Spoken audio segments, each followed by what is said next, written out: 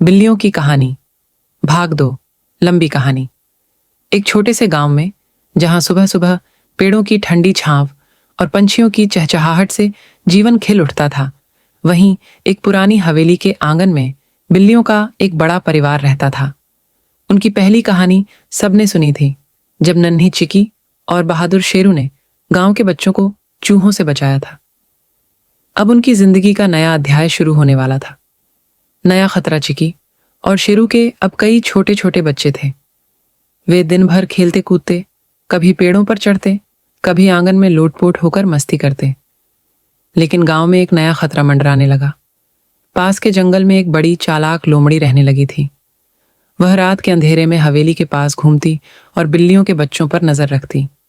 हवेली की बैठक। एक रात बिल्लियों ने हवेली के सबसे पुराने कोने में बैठक बुलाई। सफेद मूंछों वाले बुजुर्ग म्याऊ ने कहा, अगर यह लोमड़ी ऐसे ही आती रही तो हमारे बच्चे सुरक्षित नहीं रहेंगे। हमें कोई उपाय करना होगा। शेरू ने हिम्मत से कहा, हम सब मिलकर अपनी बस्ती की रक्षा करेंगे, लेकिन याद रहे, ताकत के साथ अकल भी काम आती है। बच्चों की शरारत। बिल्लियों के बच्चे, जो ये सारी बातें सुन रहे थे, अगले ही दिन खुद ही लोमड़ी को सबक सिखाने निकल पड़े। वे छुप छुप कर जंगल के किनारे तक पहुंचे और जोर जोर से म्याऊं म्याऊं करने लगे। लोमड़ी ने आवाज सुनी और धीरे धीरे उनकी ओर बढ़ी। लेकिन जैसे ही लोमड़ी पास आई, बच्चे डर के मारे भाग खड़े हुए और सीधा कीचड़ के तालाब में जा गिरे। लोमड़ी तो उन्हें पकड़ न सकी, मगर वे पूरे के पूरे गंदे पानी में नहा बैठे। हवेली लौटे तो सब खूब हंसने लगे। योजना बुजुर्ग म्याऊ ने कहा, देखा बच्चों, बहादुरी अच्छी है, लेकिन बिना सोचे समझे कदम उठाने से नुकसान होता है। अब हमें मिलकर योजना बनानी होगी। बिल्लियों ने तय किया कि वे लोमड़ी को डराने के लिए सामूहिक जाल बिछाएंगे। अगली रात सभी ने हवेली के सामने झाड़ियों के पास घात लगाई।